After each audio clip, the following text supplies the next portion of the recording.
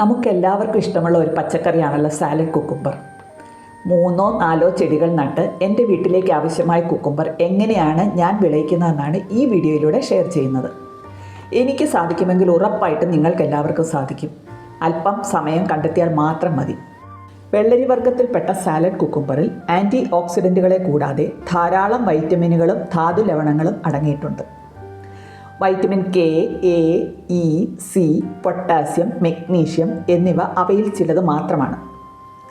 ധാരാളം നാരുകൾ അടങ്ങിയിട്ടുള്ള കുക്കുംബറിൽ 95% മുകളിൽ ജലാംശമാണ്.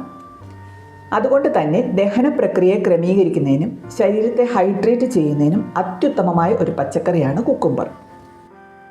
നല്ല സൂര്യപ്രകാശം കിട്ടുന്ന സ്ഥലം വേണം നടാനായി തിരഞ്ഞെടുക്കേണ്ടത്. നല്ല വെയിൽ കിട്ടുന്ന ഡിസംബർ മുതൽ മെയ് മാസം വരെ നന്നായി കായ്ഫലം ലഭിക്കും. എന്നാൽ മഴക്കാലത്തും നമുക്ക് അടുക്കളത്തോട്ടത്തിൽ കുക്കുംബർ നട്ട് വിളവെടുക്കാം. അടുക്കളത്തോട്ടത്തിലേക്ക് ഏതാനും ചെടികൾ നടുമ്പോൾ മികച്ച കായ്ഫലം ലഭിക്കുവാനായി ഹൈബ്രിഡ് വിത്തുകൾ ഉപയോഗിക്കുന്നതാണ് നല്ലത്.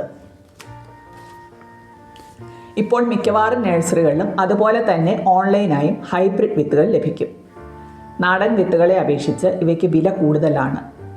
ഇപ്പോൾ നമ്മുടെ നാട്ടിൽ പല സ്ഥലങ്ങളിലും പച്ചക്കറികളുടെ ഹൈബ്രിഡ് തൈകൾ വിൽപ്പനയ്ക്ക് വെച്ചിരിക്കുന്നത് കാണാറുണ്ട്. തൈയുടെ വലിപ്പമനുസരിച്ച് 5 രൂപ മുതൽ 10 രൂപ വരെയാണ് ഒരെണ്ണത്തിന് ഈടാക്കാറ്. ഞാൻ എപ്പോഴും പ്രിഫർ ചെയ്യുന്നത് വലിയ തൈകൾ വാങ്ങി നടാനാണ്. 15 ദിവസം പ്രായമുള്ള ഒരു കുക്കുംബർ തൈ നട്ടാൽ അടുത്ത 15 ദിവസം കഴിയുമ്പോൾ പൂവിട്ട് തുടങ്ങും.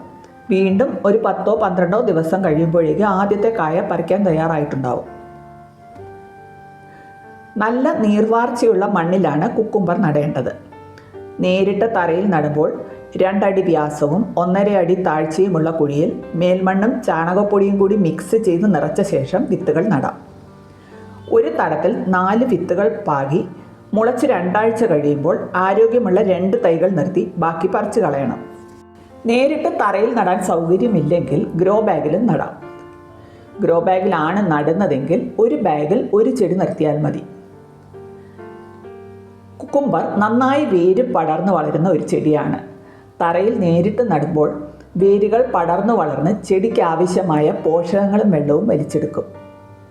എന്നാൽ നമ്മൾ ഗ്രോ ബാഗിൽ വളർത്തുന്ന ചെടികൾക്ക് ഇത് സാധിക്കാത്തതിനാൽ കുറച്ച് ദിവസം കഴിയുമ്പോഴേക്കും മണ്ണിൽ ചെടിയുടെ വളർച്ചയ്ക്ക് ആവശ്യമായ മൂലകങ്ങളുടെ അഭാവം ഉണ്ടാകും. അതുകൊണ്ട് കൃത്യമായ ഇടവേളകളിൽ വളങ്ങൾ നൽകണം. കുക്കുംബർ ചെടികൾക്ക് പടർന്നു വളരുവാനുള്ള സൗകര്യം ചെയ്തു കൊടുക്കണം. പന്തലിടാൻ സൗകര്യമില്ലെങ്കിൽ ഉണങ്ങിയ ചെറിയ കമ്പുകളോ ഓലയോ നിലത്ത് നിരത്തി പടരാൻ സൗകര്യം കൊടുക്കാം. 2 വേലിക്കമ്പുകൾ നാട്ടി പ്ലാസ്റ്റിക് വല വലിച്ചു കെട്ടിയോ കനം കുറഞ്ഞ കയർ ഇടവിട്ട് വലിച്ചു കെട്ടിയോ ഹൊറിസോണ്ടലായി പടർത്തിയും വളർത്താം. ഞാനിവിടെ ഓവർഹെഡ് പന്തലിലേക്കാണ് കയറ്റിവിട്ടത്. അതുകൊണ്ട് തന്നെ പന്തലിലേക്ക് എത്തുന്നത് വരെ സൈഡിലേക്ക് വളർന്ന മുളകൾ നീക്കം ചെയ്ത് പന്തലിന് മുകളിൽ എത്തിയ ശേഷമാണ് ശിഖരങ്ങൾ പൊട്ടാൻ അനുവദിച്ചത്. 1 കിലോഗ്രാം പച്ചച്ചാണകം 10 ലിറ്റർ വെള്ളത്തിൽ കലക്കി 3-4 ദിവസം പുളിപ്പിച്ച് വീണ്ടും 10 ലിറ്റർ വെള്ളം ചേർത്ത് നേർപ്പിച്ച് ആഴ്ചയിലൊരിക്കൽ ഒഴിച്ചു കൊടുത്താൽ നല്ല വളർച്ചയും വിളവും ഉണ്ടാകും. നേരത്തെ പറഞ്ഞതുപോലെ ഗ്രോ ബാഗിൽ വളരുന്ന ചെടികൾക്ക് ആവശ്യമായ പോഷകങ്ങൾ മണ്ണിൽ ഇടയ്ക്കിടെ ചേർത്ത് കൊടുത്തില്ലെങ്കിൽ ചെടികളിലെ ഉൽപ്പാദനം കുറയും. ഈ വീഡിയോയിൽ കാണുന്നത് പോലെ പഴയ ഇലകളുടെ അരികുഭാഗങ്ങൾ ആദ്യം മഞ്ഞ നിറവും പിന്നീട് ഉണങ്ങിയും കാണുന്നത് പൊട്ടാസ്യത്തിൻ്റെ കുറവ് മൂലമാണ്. ചെടികൾ പൂത്തു തുടങ്ങിയ ശേഷം 5 ഗ്രാം ഫാക്ടം ഫോസും 10 ഗ്രാം പൊട്ടാഷും 10 ദിവസത്തിലൊരിക്കൽ ഗ്രോ ബാഗിൽ ചേർത്ത് കൊടുക്കുന്നത് ചെടിക്ക് ആവശ്യമായ നൈട്രജൻ, ഫോസ്ഫറസ്, സൾഫർ, പൊട്ടാസ്യം എന്നിവ ലഭ്യമാക്കാൻ സഹായിക്കും. ഇലയുടെ ഞരമ്പുകൾ മാത്രം പച്ച നിറത്തിലും ഇടഭാഗങ്ങൾ മഞ്ഞയായും കാണുന്നത് മഗ്നീഷ്യം ഡെഫിഷ്യൻസി മൂലമാണ്.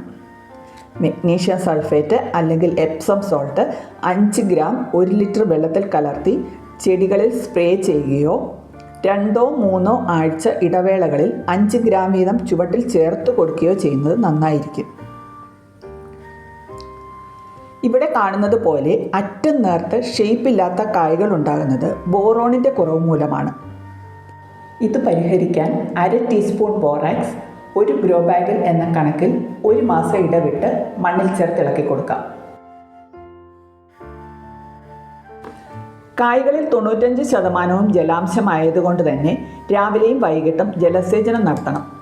വെള്ളത്തിൻ്റെ കുറവ് അനുഭവപ്പെട്ടാൽ ചെടികൾക്ക് സ്ട്രെസ് ഉണ്ടാവുകയും കായ്കൾക്ക് കയ്പ്പ് രസം വരികയും ചെയ്യും. പിഞ്ച് കായ്കളുടെ പുറത്ത് ചെറിയ മുള്ളുകൾ പോലെ ഒരു ഹെയറി ഗ്രോത്ത് ഉള്ളതുകൊണ്ട് കായീച്ചയുടെ ശല്യം അങ്ങനെ ഉണ്ടാകാറില്ല. അഥവാ ശ്രദ്ധയിൽപ്പെട്ടാൽ ഈച്ച കുത്തിയ കായ്കൾ പറിച്ച് നശിപ്പിച്ച് കളയണം. ആവശ്യമെങ്കിൽ പേപ്പർ ഉപയോഗിച്ച് കവർ ചെയ്യുകയോ ഫിറമോൺ കെണി ഉപയോഗിക്കുകയോ ചെയ്യാം. ഇലതീനി പുഴുക്കളെയും വണ്ടുകളെയും നിയന്ത്രിക്കാനായി അവയുടെ മുട്ടകളും ലാർവകളും വണ്ടുകളും ശേഖരിച്ച് നശിപ്പിച്ച് കളയാറാണ് ഞാൻ ചെയ്യുന്നത്. ആവശ്യമെങ്കിൽ ബിവേറിയ 5 ml 1 ലിറ്റർ വെള്ളത്തിൽ നേർപ്പിച്ച് സ്പ്രേ ചെയ്ത് കൊടുക്കാം. മൂപ്പെത്താത്ത കായ്കൾ കൃത്യസമയത്ത് തന്നെ പറിച്ചെടുക്കാൻ ശ്രദ്ധിക്കണം. എങ്കിൽ മാത്രമേ അടുത്ത കായ്കൾ പെട്ടെന്ന് വളർന്ന് പാകമാകൂ. ഒന്ന് മനസ്സ് വെച്ചാൽ നമ്മുടെ വീട്ടിലേക്ക് ആവശ്യമായ സാലഡ് കുക്കുംബർ നമുക്ക് തന്നെ കൃഷി ചെയ്തുണ്ടാക്കാം.